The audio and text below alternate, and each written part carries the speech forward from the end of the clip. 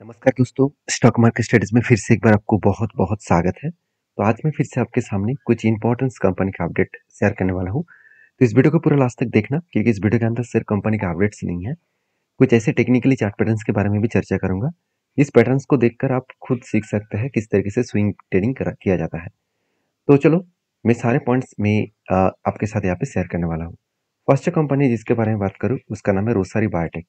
देखिए, Rossari biotech basically एक देखा जाए तो केमिकल सेक्टर से बिलोंग करने वाला कंपनी है। और केमिकल सेक्टर का हालत लास्ट 2 इयर्स में कुछ खास देखने को नहीं मिला, क्योंकि केमिकल सेक्टर में जो डिमांड है वो लगातार घटते चले जा रहे हैं। और ये भी बताया जा रहा है कि 2025 से पहले वो केमिकल सेक्टर का डिमांड बढ़ेंगे नहीं, और इसीलिए बहुत बड़े बड़े इंस्टीट्यूशन इस कंपनी के ऊपर माल बेचकर भाग रहा है। अगर रोसरी बायोटेक के ऊपर में इंस्टीट्यूशन के बारे में चर्चा करूँ, आप खुद ही देख सकते हैं एफआईएस के पास जो 9% के आसपास होल्डिंग था वो घट के हो चुके 4%। ऑलमोस्ट 50% से भी ज़्यादा, अराउंड 60% के ऊपर होल्डिंग को एफआईएस ने क्या किया, बेच दिया। मगर यहाँ पे हुआ कुछ उल्टा। म्यूचुअल फंड के पास 10% होल्डिंग था, वो खुद खुद के होल्डिंग को बढ़ा चुके हैं। वो होल्डिंग को बढ़ाकर 13.5% हो चुके हैं। तो इस चीज़ को नोटिस करेंगे तो आप देखेंगे तो कंपनी की किस तरीके से परफॉर्मेंस यहाँ पे हुआ है। तो उस बेसिस में अगर देखा जाए तो कंपनी के ऊपर जो क्वार्टर रिजल्ट है वो किस तरीके से परफॉर्मेंस हुआ। सेल्स आप देख सकते हैं लगातार बढ़ता हुआ देखने को मिला था। 218 करोड़ से 439 करोड़, उसके बाद कम होता शुरू शुरू कर चुके हैं मार्च 2023 से, क्योंकि एक से 2 साल पहले से ही इस सेक्टर में हालत खराब हो गया था। अभी देखिए धीरे धीरे करके मतलब फिर से वो ट्रैक में आ रहा है, धीरे धीरे करके फिर से वो डेटा को चेंज कर रहा है। अभी सेल्स बढ़ चुकी है इस बार, और कंपनी का हाईएस्ट इस बार सेल्स हुआ। एक्सपेंस को मिटाने के बाद कंपनी का नेट प्रॉफिट जो 29 करोड़ था वो बढ़ के 34 करोड़ बना। मतलब यहाँ पे पॉजिटिव रिजल्ट फिर से आना स्टार्ट हो चुके हैं। अभी देखिए एक चीज मैं और भी आपके साथ शेयर करूंगा। बैलेंस शीट में हम देखेंगे तो जो 119 करोड़ के आसपास टोटल रिजर्व था वो बढ़ के 1000 करोड़ हो चुके हैं, और बोरिंग्स 8 करोड़ से बढ़ के 119 करोड़ हो चुके हैं। मतलब पॉजिटिवली एक रिजल्ट यहाँ पे आपको देखने को मिलेगा।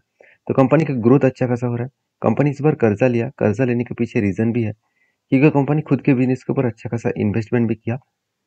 और मुझे एक दोस्तों ने कमेंट्स भी किया, सर जब भी कोई कंपनी कर्जा लेता है तो अगर उसको बोला गया कि कर्जा जल्द से जल्द मिटाना होगा तो वो कैसे मिटाएंगे, क्या उसके हाथ में पैसा है? तो उसके लिए आपको सबसे पहले आदर्श इनकम में जाकर आपको ये देखना है कि कंपनी का कैश इक्विपमेंट कितना है, हाथ में कैश कितना है। हाथ में कैश से 30 करोड़ है। मतलब आपका जो कंपनी ने जो कर्जा लिया उस कर्जे को कंपनी मिटा नहीं पाएंगे खुद के कैश से। तो उसके लिए करना क्या होगा, उसके लिए कंपनी का फिक्स्ड एसेट नहीं तो रिजर्व को बेचना होगा। फिक्स्ड एसेट तो बेचेंगे नहीं, रिजर्व को ही बेचेंगे। तो बेसिकली कंपनी के हाथ में जो पैसा है उस पैसे से कंपनी कर्जे को मिटा सकते हैं। तो इसलिए इस कंपनी के ऊपर मैं पॉजिटिव थिंकिंग रखता हूँ। बाकी देखिए इस कंपनी के ऊपर जो ट्रेड बना था, एक शोल्डर उसके बाद एक बिग हेड बनने का इंतजार में कर रहा हूँ। अभी ये हेड कब बनेगा वो तो मुझे पता नहीं, मगर जिस तरीके से रेंज के बेसिस में कंपनी डाउन साइड के ट्रेड कर रहा है तो मुझे लगता है यहाँ पे जो बार बार इस रेजिस्टेंस को फेस करके वो नीचे आ रहा है, इसका मतलब स्ट्रांगली रेजिस्टेंस है। इस रेजिस्टेंस को बार बार वो फेस करके नीचे आ रहा है, एक स्ट्रांगली डाउन साइड ट्रेड कर रहा है। तो डाउन साइड ट्रेड अगर कंटिन्यू करे तो कहाँ तक आ सकते हैं? अगर डाउन साइड ट्रेड करे तो इस लेवल तक आने का चांसेस है, जो लेवल है करीबन करीबन 585 रुपीज़ के आसपास। तो ये लेवल तक टच करे तो एक मुझे अपॉर्चुनिटी मिलेगा, क्योंकि पहले एक रेंज बना हुआ है, एक बाइंग रेंज यहाँ पे बना हुआ है। तो इस बाइंग रेंज के बेसिस में मैं जब भी इस लेवल को टच करेंगे तब एंट्री लूंगा, और मेरा टारगेट इस हाई लेवल तक रहेगा। तो बेसिकली मेरा जो सारे पॉइंट्स है वो आपके साथ शेयर किया हूँ। आप इस पॉइंट्स को वेरीफाई करिए, उसके बाद काम करिए।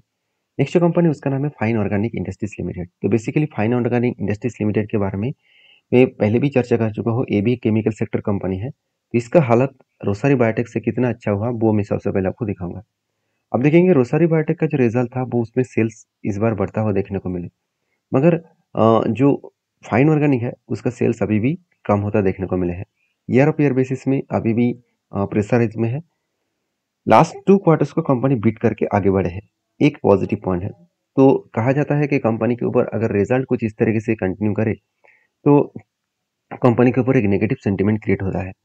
तो बेसिकली कंपनी के ऊपर जो नेगेटिव सेंटीमेंट क्रिएट हुआ, कंपनी का कोई इंटरनली प्रॉब्लम नहीं है, कंपनी का पूरा एक्सटर्नली प्रॉब्लम है। मतलब पूरा का पूरा सेक्टर में प्रॉब्लम है। तो सेक्टर में जब प्रॉब्लम होगा तो सारे केमिकल सेक्टर में सारे केमिकल्स कंपनी के ऊपर एक गिरावट का माहौल दिखेगा। तो उसी का झलक आपको मैं 3 कंपनी के बारे में चर्चा करके दिखाऊँगा। तो देखिए कंपनी का जो नेट प्रॉफिट है 138 करोड़ से 104 करोड़ बना। लास्ट 2 क्वार्टर्स में कंपनी 79 करोड़ 70 करोड़ के आसपास देखने को मिला है। तो मुझे लगता है कंपनी का जो अर्निंग पर शेयर है वो 45 रुपीज़ से घट के 34 रुपीज़ हो चुके हैं। मतलब कंपनी का अर्निंग पर शेयर यहाँ पे अभी भी मतलब उतना ज़्यादा ग्रोथ नहीं हुआ। और कंपनी के बैलेंस शीट में एक चीज़ों को नोटिस करना, कंपनी के रिजर्व जो 9 करोड़ था वो आज 1800 करोड़ हो चुके हैं।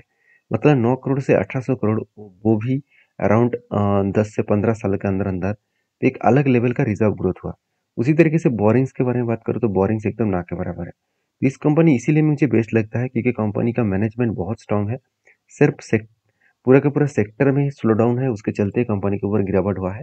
जब सेक्टर भागना स्टार्ट करेंगे तो आप देख लेना इस कंपनी के ऊपर भी एक लंबा एक बहुत शानदार जर्नी देखने को मिलेगा। बाकी एज ए इन्वेस्टर के हिसाब से बात करूँ तो प्रोमोटर के बाद आप देख सकते हैं एफएस के पास कुछ क्वांटिटी एडिंग हुआ है, सॉरी म्यूचुअल फंड के पास कुछ क्वांटिटी एडिंग हुआ है। एफएस ने कुछ क्वांटिटी बेचा था, फिर से वो क्या किया, रिकवरी किए और अच्छा खासा बाइंग भी किया। तो मैं जरूर कहूँगा इस कंपनी के ऊपर फोकस रखिएगा क्योंकि कंपनी के ऊपर जिस तरीके से करेक्शन का माहौल देखने को मिला है, उस करेक्शन का माहौल में मतलब इंस्टीट्यूशन जिस तरीके से यहाँ पे सेलअप किया है उस बेसिस में देखा है तो कंपनी के ऊपर एक प्रेशराइज बनता हुआ देखने को मिले। अभी अभी अभी मैं जरूर कहूँगा इस कंपनी के ऊपर मेरा जो ओपिनियन है वो मैं आपके साथ शेयर करूंगा। देखिए कंपनी के ऊपर बहुत दिनों से बहुत सारे पैटर्न्स क्रिएट हुआ था, मगर वो पैटर्न्स फाइनली इस कंपनी के ऊपर एक पैटर्न क्रिएट हुआ। यहाँ पे शोल्डर बना, उसके बाद एक बिग हेड बना, उसके बाद शोल्डर बना, उसके बाद फिर से एक हेड बना, उसके बाद एक शोल्डर बना। तो इस लेवल को जो है उसको ब्रेक नहीं कर पाया क्योंकि यहाँ पे भी एक पैटर्न क्रिएट होता, उसको ब्रेक करते तो ऊपर जाते। तो उस पैटर्न को छोड़ दीजिए, दूसरे भी फिर से एक बार एक पैटर्न क्रिएट किया, उसको भी ब्रेक किया मगर ब्रेकआउट कन्फर्मेशन नहीं हुआ। उसके बाद देखिए बिग क्रैश हो चुके हैं। फिर से कंपनी रिकवरी तो किए, रिकवरी करने के बाद देखिए फिर से करेक्शन हुआ। मतलब कंपनी इस हायर लेवल को 5000 जो लेवल है स्ट्रांगली लेवल 5040 के आसपास जो लेवल है, इस लेवल को कंपनी ब्रेक कर नहीं पा रहा है। इसका मतलब यहाँ पे थोड़ा सा प्रेशराइज तो बनता हुआ देखने को मिलेगा। तो इस लेवल बहुत स्ट्रांग है, इस लेवल को जब तक ब्रेक ना करे तब तक वो ऊपर जाने के लिए कोशिश करेंगे, वो ऊपर नहीं जा पाएगा। तो इस सिचुएशन को आपको पहले समझना पड़ेगा, इस सिचुएशन को आपको देखना पड़ेगा। तो बाकी आपकी क्या राय है जरूर मुझे कमेंट्स करके बताना। तो नेक्स्ट जो कंपनी है उसके बारे में बात करूँ, उसका नाम है एसआरएफ। देखिए एसआरएफ के हिसाब से बात करूँ तो एसआरएफ 68,000 करोड़ के आसपास इसका मार्केट कैप है। और बेसिकली इस कंपनी के वैल्यूएशन वाइज बात करूँ तो कंपनी के जो वैल्यूएशन है वो थोड़ा सा हाई लगा क्योंकि पी रेशियो 51 बन चुके हैं और इंडस्ट्रीज पी रेशियो 37। अभी कितना वैल्यूएशन हाई है सबसे पहले वो मैं आपको दिखा दूं, आप ध्यान से देखना। एक टाइम इसका पी रेशियो था 53 के आसपास और आज वही लेवल में चला गया है। बीच में थोड़ा सा करेक्शन हुआ था और 28 के आसपास आ गया था, फिर से रिकवरी करके ऊपर चले गए और इसका एवरेज पी रेशियो 33 है। मतलब वैल्यूएशन वाइज कंपनी का वैल्यूएशन हाई है। अभी इस हाई वैल्यूएशन के हिसाब से कंपनी किस तरीके से परफॉर्मेंस कर रहा है, अगर क्वार्टरली रिजल्ट के बारे में बात करें तो कंपनी इस बार रिजल्ट पब्लिश कर चुके हैं, जिसका आशा किया गया था कि कंपनी इस बार क्वार्टर को बीट कर पाएंगे और ईयर को बीट नहीं कर पाएंगे। उसी तरीके से देखिए रिजल्ट अभी यहाँ पे आया। सेल्स इस बार कंपनी का 3700 से 3500 बना और जो एक्सपेंस है उसको भी कंपनी मिटाया। और एक्सपेंस को मिटाने के बाद आप देख सकते हैं, एक्सपेंस मिटाने के बाद कंपनी का जो प्रॉफिट है वो भी थोड़ा सा यहाँ पे चेंजेस होता देखने को मिले। पिछले साल में 560 करोड़ के आसपास था, इस बार 422 करोड़ के आसपास कंपनी का नेट प्रॉफिट देखने को मिले और पिछले क्वार्टर्स में 253 करोड़ के आसपास नेट प्रॉफिट देखने को मिला है।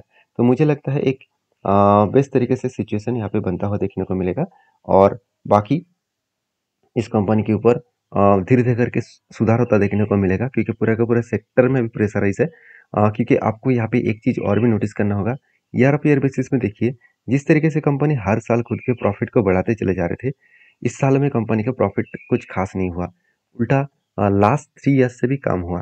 तो एक कंपनी के लिए एक प्रेशराइज ऑब्वियसली है, उसके साथ साथ कंपनी के सेल्स का ग्रोथ, कंपनी का प्रॉफिट का ग्रोथ और कंपनी के return of equity and company के सीएजीआर का परसेंटेज, सब कुछ देखा है तो कंपनी के ऊपर अच्छा खासा यहाँ पे परसेंटेज आपको देखने को मिलेगा। तो बेसिकली कंपनी के ऊपर सब कुछ ठीक ठाक ही है, सिर्फ पूरा का पूरा सेक्टर में स्लो डाउन है, उसके कारण की वजह से कंपनी के ऊपर प्रेशराइज देखने को मिला है। तो एज ए इन्वेस्टर, प्रोमोटर से लेकर एफआईडीएस पब्लिक, हर किसी के पास आपको अच्छा खासा इन्वेस्टमेंट देखने को मिलेगा। तो बाकी आपकी क्या राय है इस कंपनी के ऊपर, जरूर मुझे कमेंट्स करके बताना। क्योंकि इस कंपनी के ऊपर जो हाल ही में जो टेक्निकली सिचुएशन है, उस सिचुएशन के बारे में बात करूँ तो मैंने जो टेल लेने का डिसाइड किया, तो यहाँ पे क्या बना, एक शोल्डर, फिर से एक शोल्डर, उसके बाद बिग हेड बना, उसके बाद एक शोल्डर के लिए मैं इंतजार किया, बस मगर शोल्डर वो बना नहीं। शोल्डर बनने से पहले ही कंपनी क्रैश हो चुकी है। तो मुझे लगता है यहाँ पे शोल्डर कंप्लीट होना चाहिए, उसके बाद ब्रेकआउट होगा तो मैं कुछ डिसीजन जरूर लूंगा।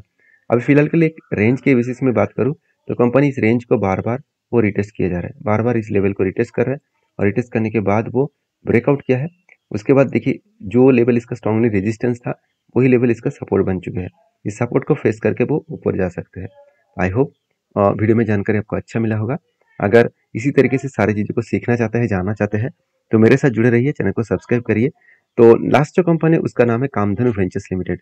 तो बेसिकली कामधेनु वेंचर्स लिमिटेड के बारे में बात करूँ तो मैं जरूर कहूँगा इस कंपनी के ऊपर आपको एक चीज़ को याद रखना होगा। इस कंपनी अच्छा खासा आपको बेनिफिट देने वाला है। तो बेनिफिट क्या है आपको मैं बता दूं, कंपनी के ऊपर स्प्लिट का अनाउंसमेंट हो चुका है। 14 जून कंपनी एक के बदले आपको 5 शेयर देने वाला है। तो एक के बदले 5 शेयर मिलेगा, जिसके लिए आपको इंतजार करना होगा 14 जून तक। तो इस कंपनी के ऊपर रिसर्च करिए, उसके बाद काम करिए, और वीडियो अच्छा लगे तो प्लीज़ चैनल को सब्सक्राइब करिए। मिलते हैं नेक्स्ट वीडियो में, तब तक के लिए धन्यवाद।